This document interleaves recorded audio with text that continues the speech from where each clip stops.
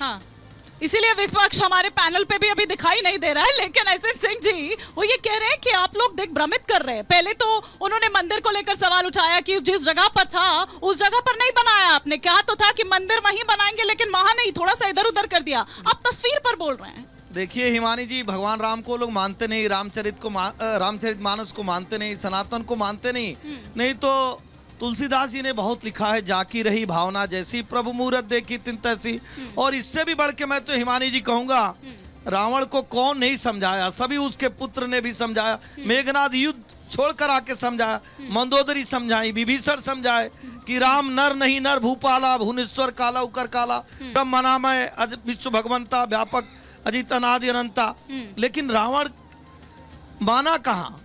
तो उस समय जैसे रावण था, इस समय भी बहुत सारे ऐसे लोग हैं जो नहीं मानते हैं कि वो भगवान है। पहले भी नहीं माने। बोलो तो जो जिस चीज का को देखा ही नहीं, मैं कहूं कि पाकिस्तान में बैठे किसी व्यक्ति का चरित्र चित्रण करिए, वो कैसे करेगा? बना ही नहीं पाएगा, क्योंकि देखा ही नहीं। इनके लिए तो भगवान राम काल्पनिक है, भगवान राम है ही नहीं। दूसरा सवाल आपका था, देखिए सनातन को मानने वाले हम लोग हैं। हाँ। और जिस दिन ये भव्य मंदिर का निर्माण शुरू हुआ, उस दिन एक धर्म ध्वज वहां पे स्थापित कर दिया गया। और हिमानी जी, बहुत जिम्मेदारी से आपके जिम्मेदार चैनल पर कहूंगा, 1 इंच भी कोई इधर उधर नहीं हुआ है। जो जहां पहले भगवान राम की मूर्ति रखी गई थी, वही सारा कुछ बन रहा है। ठीक है। लेकिन आप देखिए, हाँ। आज प्रभु श्री राम, सेबरी के राम, भरत के राम, विभीषण के राम, सबके राम, हम सबके राम, बनवासी नहीं, टाट वाले राम नहीं, आज तो वो ठाट से मंदिर में आ रहे हैं। ठीक है। तकलीफ ये हो रही है कि उस समय जिस तरह से हनुमान जी भगवान राम की सेवा में समर्पित रहते थे, उसी तरह से मोदी जी और योगी जी जो समर्पण का भाव दिखाए, ये लोग तो नहीं मानते थे। लेकिन मोदी जी, योगी जी के नाते आज जिस तरह से दिव्यता और भव्यता अयोध्या की दिख रही है, ठीक है, वो तकलीफ का कारण है इनके लिए। लेकिन ऐसा तकलीफ होना चाहिए, क्योंकि भगवान राम को मानने वाले तो बहुत है। ठीक है दुबे जी, तो फिर ये जन्मभूमि को लेकर अफवाह क्यों? नहीं, देखिए अफवाह तो किसी प्रकार की नहीं है, लेकिन जो नकारात्मक सोच वाले व्यक्ति होते हैं, कुंठित मानसिकता वाले रोग से जो ग्रसित होते हैं, उनको कहीं ना कहीं नेगेटिविटी ही दिखाई देती है। देखिए राम कार्य हो रहा है और हनुमान जी की कृपा बनी हुई है। होत न आज्ञा बिनु पैसारे, हनुमान चालीसा में लाइन है, कहते हैं होत न आज्ञा बिनु पैसारे, बिना हनुमान जी की आज्ञा से कुछ होता नहीं।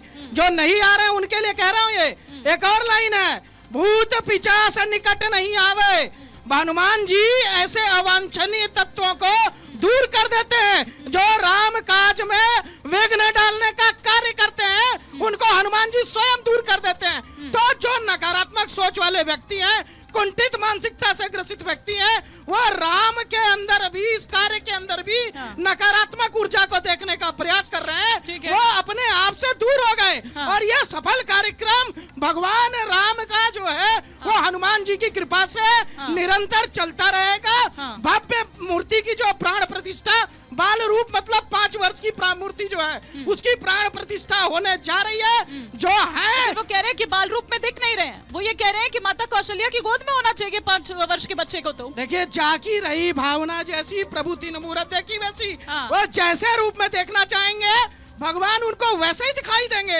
आप जो विचार आपके लिए भगवान का होगा, उसी विचार में आपको भगवान का रूप दिखाई देगा। अब वो वैसे लोगों को जो लोग देखना ही नहीं चाहते, जिनका मन कुंठित है, उनको क्या दिखाई देगा? मुझे तो दिखाई दे रहा है, आपको भी मुझे लगता है दिखाई दे रहा होगा। यहाँ इतने बड़े बड़े साधु संत ऋषि मुनि बैठे हैं, सबको दिख रहा है, लेकिन उनको नहीं दिख रहा। अब शुतुरमुर्ग की तरह अगर आप गर्दन जो है जमीन के अंदर गाड़ लेंगे, तो आपको सामने का सच कभी नहीं दिखाई देगा। मैं उन लोगों से कहना चाहता हूँ, आप अपने नकारात्मक विचारों को त्यागिए। भगवान राम जैसे बताया, शबरी के हैं, वाल्मीकि के हैं, गोस्वामी तुलसीदास के हैं, जन जन के हैं, हम सब के हैं। राम के लिए कोई पराया नहीं है। ठीक है, अपना मन साफ करिए और आइए। पहले कि मैं जनता के बीच जाऊं, उनके सवाल लूं, आचार्य जी वो कह रहे हैं कि नकारात्मक जो है ना, नकारात्मकता बहुत ज्यादा बढ़ गई है जो हमारा विपक्ष है उसके भीतर। कोई मंत्रोच्चार वगैरह कुछ होते हैं कि वो जो नकारात्मकता जो है वो निकल जाए और वो सकारात्मकता जो है, या फिर जो भाव है, जो सेंटिमेंट्स है देश के, उससे पहचानने का कम से कम कुछ उनको ऐसा दिव्य ज्ञान की प्राप्ति हो जाए? बिल्कुल। हाँ, सबसे बड़ा महामंत्र है जय श्री राम, जय श्री राम, जय जय श्री राम। कहा गया है कि शंख बाजे बला भागे 33 कोट के देवता जागे। जब शंख बाजता है तो सभी प्रकार के बलाएं भाग जाती हैं। बलाएं कौन? राक्षस, भूत, प्रेत, पिशाच, निशाचर। लोगों की मानसिकता इसके सिंह। हाँ हाँ, बोलिए बोलिए बोलिए। नहीं नहीं नहीं, उस पर आवाज आ रही है, आप बोलिए बोलिए। हाँ, इस शंख के शंखनाद से ही मैं उन नकारात्मक ऊर्जाओं को समाप्त करता हूं, चाहे वो नकारात्मक ऊर्जा के रूप में विपक्षी पार्टियां हो, चाहे राम विरोधी जो भी शक्तियां हो, उनका नाश होगा।